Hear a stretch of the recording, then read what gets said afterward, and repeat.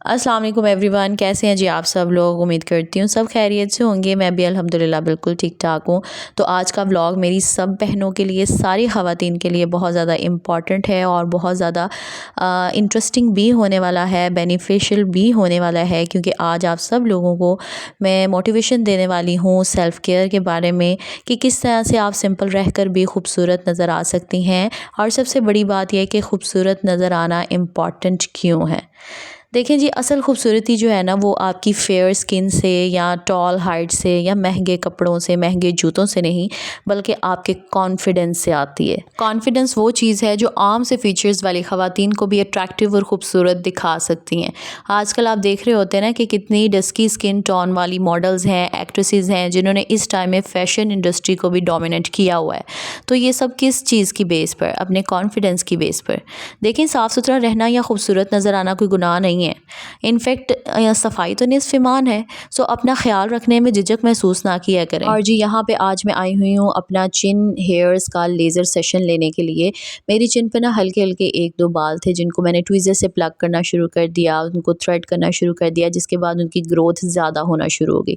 शादी के बाद आई डोंट नो बहुत सारी रीज़न्स हो जाती हैं, हार्मोनल हो सकती हैं, ठीक है, जिसकी वजह से ये मेरे बाल जो है वो ग्रो कर गए। मैंने इनकी तरफ तवज्जो ना दी और इसी तरह से घर में जो है ना जुगाड़ में लगाती रही, जिसका मुझे बहुत ज़्यादा नुकसान हुआ। यानी बालों की ग्रोथ जो है वो ज़्यादा होना शुरू हो गई। फिर मेरे जहन में ये चीज़ आई कि यार, इसका कोई परमानेंट हल, कोई परमानेंट सोल्यूशन निकालना चाहिए।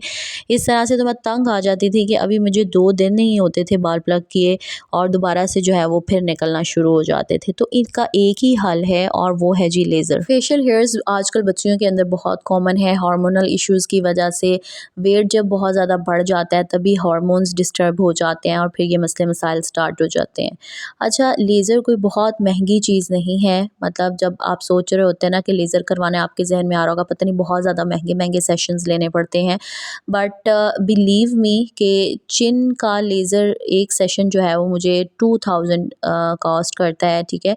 तो 2000 के अंदर अगर आपके 2-2.5 महीने बड़े आराम से निकल जाते हैं तो ये चीज़ महंगी तो ना हुई, बल्कि ये आहिस्ता आहिस्ता आपके बालों की ग्रोथ को कम कर देता है। बाल बहुत ज़्यादा फ़ाइन हो जाते हैं, बारीक हो जाते हैं और बहुत सारे लोगों के बाल तो बिल्कुल ख़त्म भी हो जाते हैं। सो येस, अगर आप गैर ज़रूरी बालों का इशू फेस कर रहे हैं तो फ़ौरी तौर पे किसी अच्छे डर्मेटोलॉजिस्ट या एस्थेटिक क्लिनिक के ऊपर जाके अपने लेज़र सेशंस बुक करवाएं और यही इस मसले का हल है, इसके अलावा और कोई नहीं। उसके बाद जी, आप लोगों के साथ अपनी जो है वो मिनिमल सी स्किन केयर रूटीन भी मैंने शेयर करनी है। ये आपको जो ट्यूब मैंने दिखाई है, ये स्किन ए क्रीम है, 200 की आ जाएगी किसी भी फार्मेसी से, ठीक है। मैं इसको जो है वो मॉइस्चराइज़र के अंदर, थिन मॉइस्चराइज़र के अंदर मिक्स करके जो है वो अपने हैंड्स के ऊपर यूज़ कर रही हूँ।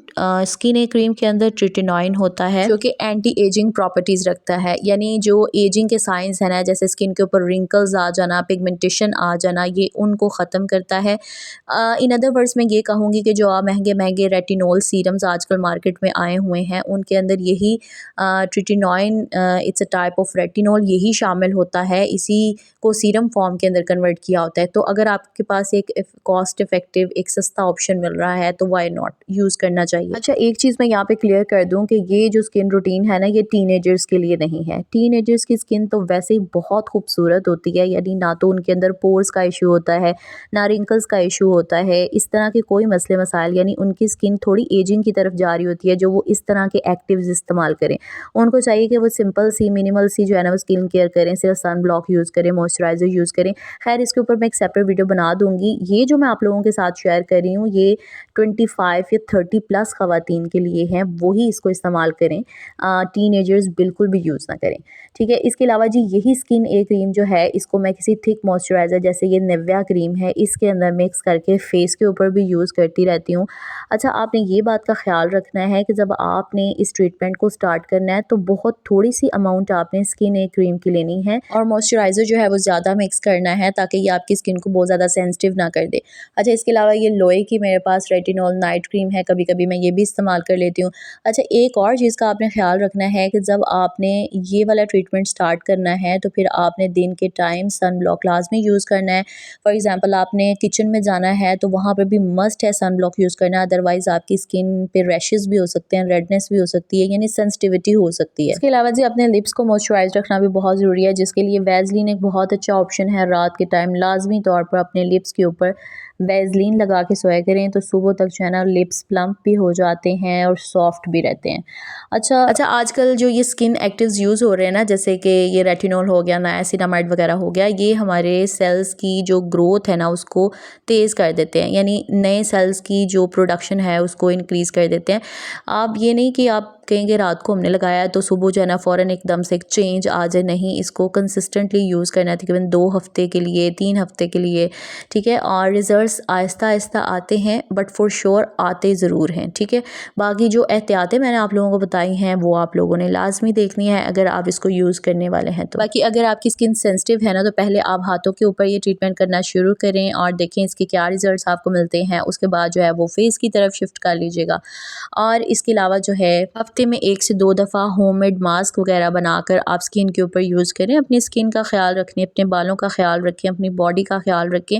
आपने खुद ही रखना है, कोई और आपके लिए इन चीज़ों का आके ख्याल नहीं रखेगा। आपको अपनी मैं बात बताऊँ ना, तो जब मैं हाई स्कूल में थी ना, तब से ही खुद की खूबसूरती से बड़ी मोहब्बत थी मुझे। मैं अक्सर टिंटेड सन ब्लॉक यूज़ करती थी उस टाइम में। खूबसूरत हेयर कटिंग होती थी मेरी और बस स्टाइलिंग करना भी मुझे पसंद था। मेरे बाल बहुत खूबसूरत और स्लीक ऐसे शाइनी हुआ करते थे। मैं जो भी हेयर स्टाइल बनाती थी ना, तो बाल बहुत खूबसूरत लगते थे माशाल्लाह। और उस वक्त जो है ना कुछ क्लास फेलोज़ ने जेलस रिश्तेदारों वाले रोल प्ले करने होते थे अक्सर ही, कि हाँ तुम क्रीम लगा के स्कूल आई हुई हो, या फिर रोज़ इतने हेयर स्टाइल्स कैसे तुम्हारी मम्मा बना देती हैं, उनके पास इतना टाइम होता है, दिस एंड दैट, मतलब इस तरह की बातें करनी।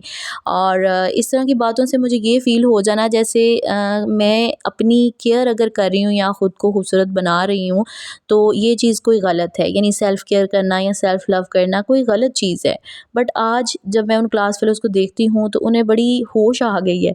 अब अपनी वज़ा कता का बड़ा ख़्याल रखती हैं। बस आपकी ज़िंदगी में भी ना कुछ लोग ऐसे होते हैं जो आपको टाउंट्स करते हैं, क्योंकि वो इनसिक्योर होते हैं। आपकी तरह बनना चाह रहे होते हैं, डीप डाउन वो आपको पसंद कर रहे होते हैं आपकी हर चीज़ को, बट या तो उनको करने के लिए मौका नहीं मिलता या वो कर नहीं पाते, तो बस अपना ग्रज जो है वो आप पे निकालते हैं।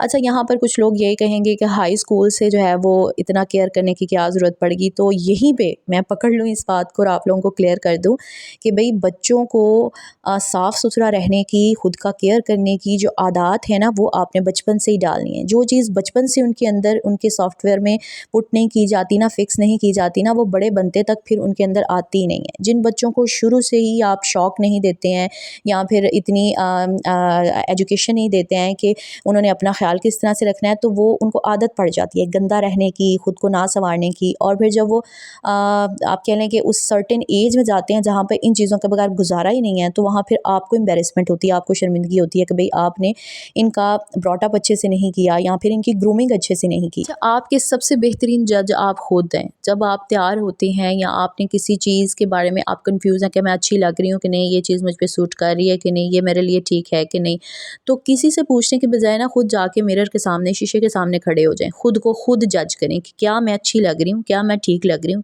खुद को दूसरों की नज़र से देखना बंद करें, खुद को खुद की नज़र से देखें। खुद की तसल्ली के लिए, खुद के कॉन्फिडेंस के लिए और ख़ुद की खुशी के लिए अपने आप को तैयार करें, अपने आप को संवारें, सजें। आपकी ज़ात को इग्नोर करने वाली चीज़ नहीं है। आप बहुत अहम हैं, बहुत इम्पॉर्टेंट हैं, आपकी बहुत ज़्यादा अहमियत है, उस चीज़ को पहचानें। तो यही था मेरा आज का व्लॉग। उम्मीद करती हूँ अच्छा लगा होगा। लाइक एंड शेयर कीजिएगा और अगर मेरे चैनल पर फर्स्ट टाइम आए हैं तो सब्सक्राइब लाजमी कीजिएगा। अल्लाह हाफ़िज़।